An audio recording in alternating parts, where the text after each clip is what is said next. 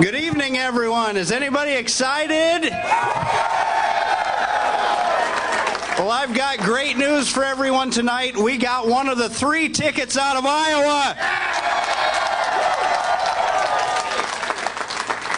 And as we go on, there's only 2 candidates in this race that have the resources to compete as we head into New Hampshire, Nevada, South Carolina, and Louisiana. And that's Ron Paul.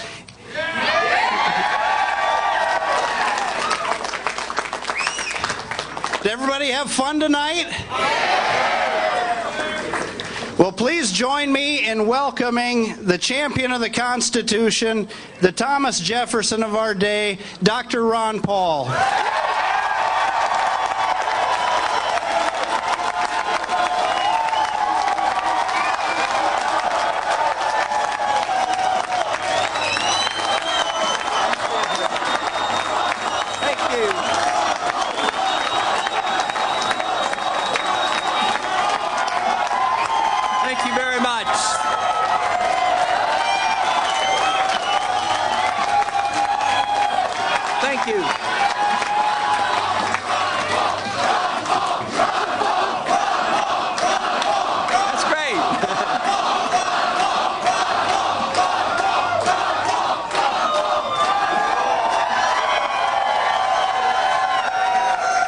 Thank you very much. Thank you. And I think you might recognize my wife. Her picture is on that cookbook. Anybody see that cookbook this year? Well, thank you very much. What a delightful crowd. And, you know, sometimes they say, boy, that was a good speech. I said, no, that was a good crowd. that makes all the difference in the world. You know, we talk about, and AJ mentioned, you know, one of 3 tickets out, which is obviously true, and one of 2 that can actually run a national campaign and raise the money. But there's nobody else that have people like you working hard and enthusiastic and believe in something.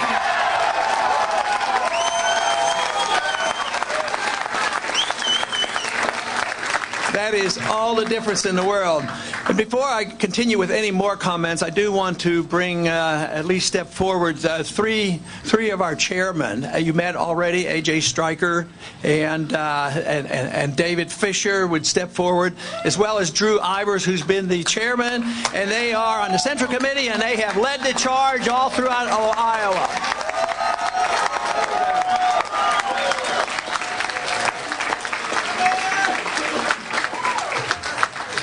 But all I can think about in tough campaigns and all the hard work is the work you people do. It is unbelievable, the energy you have and the effort that you have made.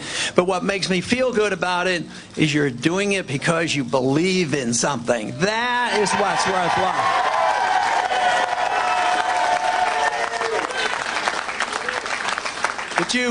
But you also know that there's 2 good things. Some people say, well, you guys just do that because you believe in something and promote a cause. Certainly, but how's the best way to promote a cause? That is, win elections. That's the way you promote it. Now, the enthusiasm has been unbelievable. It's fantastic. It's national. Thousands of people now have been involved, not only in Iowa, but around the country, and they're ready and raring to go. But we have to look at the wonderful changes that have occurred in our country in a positive way. The country has suffered a lot in a negative way. The economy's in trouble. Our civil liberties are being trashed. Our foreign policy has been a mess and drains us both economically and our military forces. But at the same time, people are coming together, and we had the task, where we are very successful, is reintroducing some ideas the Republicans needed for a long time, and that is the conviction that freedom is popular.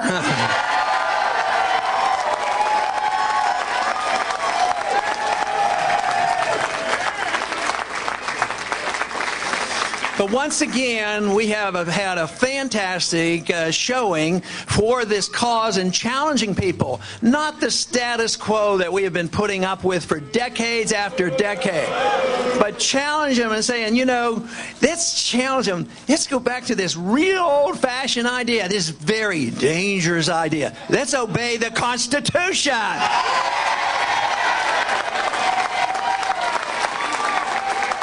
And too often, those who preach limited government and small government, they forget that invasion of your privacy is big government, and we have to emphasize protecting your personal rights and your economic rights are what the government's supposed to do. They're not supposed to run our lives or spend our money.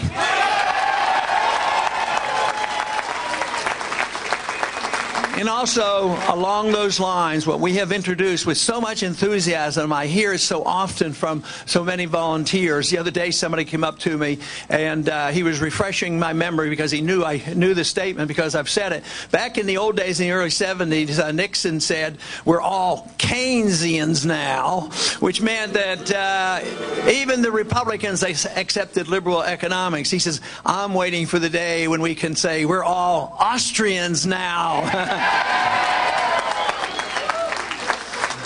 But the biggest change, I think, in intellectual and political changes that we have brought about is the emphasis on a very important matter, making sure we get to the bottom of the ultimate bailouters, and that is our Federal Reserve System. We need reforms there, and we need a new monetary system, and obey the Constitution.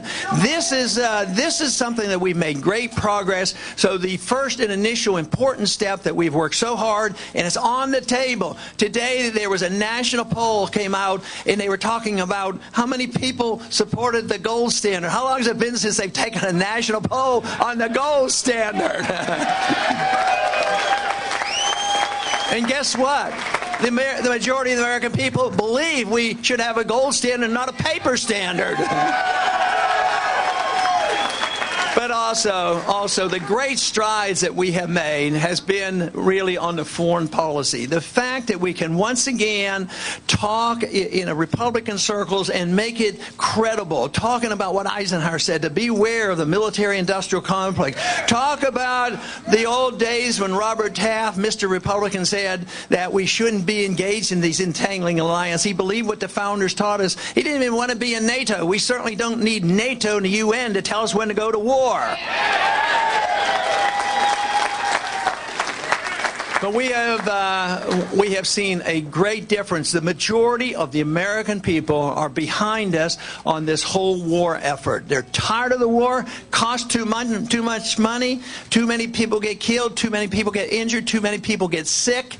And the majority, maybe 70 or 80% of the American people now are saying it's time to get out of Afghanistan.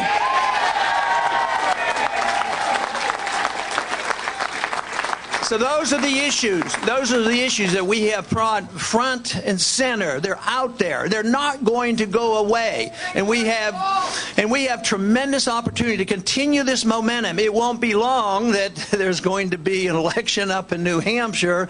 And believe me, this momentum is going to continue. And this movement is going to continue. And we are going to keep scoring, just as we have tonight.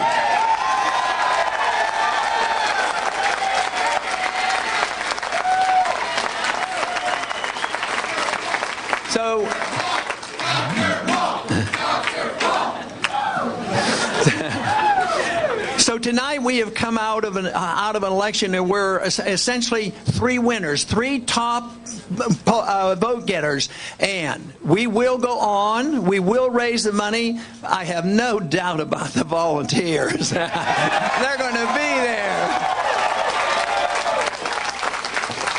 A lot of you have said, and you thank me and you compliment me and thank me for helping you along. But let me tell you, you helped me along. You helped my family along. All our work, our supporters, because without your enthusiasm, we can't do it. And this is where I feel most obligated. You know, we want to do the job, present the case, and if anything isn't perfect, I worry not about myself. I worry about you and making sure that you're satisfied. I think there's nothing to be ashamed of, everything to be satisfied, and be ready and raring to move on to the next stop, which is New Hampshire.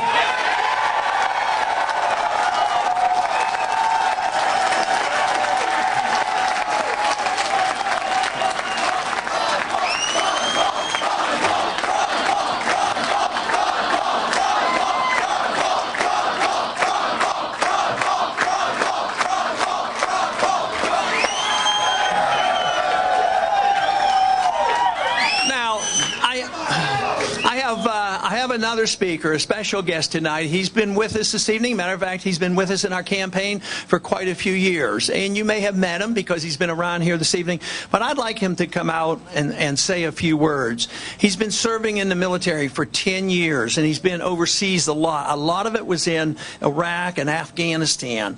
And he was on TV tonight, and he didn't quite get to finish his statement. So I've asked him if he would come out and make his comments about why he supports our foreign policy, why he is fighting for the Constitution, and what he thinks we should do. But I would like to invite out now Jesse Thorson to come out and say a few words to you. Thank you.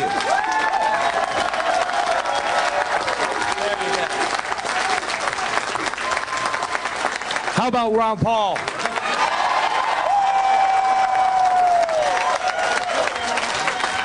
If there's any man out there that's had a vision for this country, it is definitely him. His foreign policy is by far, hands down, better than any candidates out there, and I'm sure you all know that. We don't need to be picking fights overseas, and I think everybody else knows that too.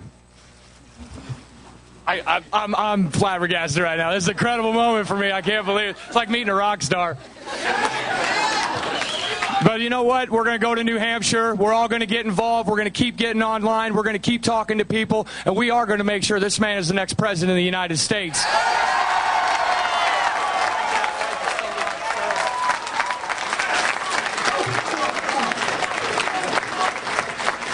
Thank you very much. That is a powerful message. And once again, we all know where the active military people send their money when they're campaigning. They send it to our campaign for liberty, our campaign for the Constitution, our campaign for limited government, our campaign for personal liberty and privacy, and a wise foreign policy.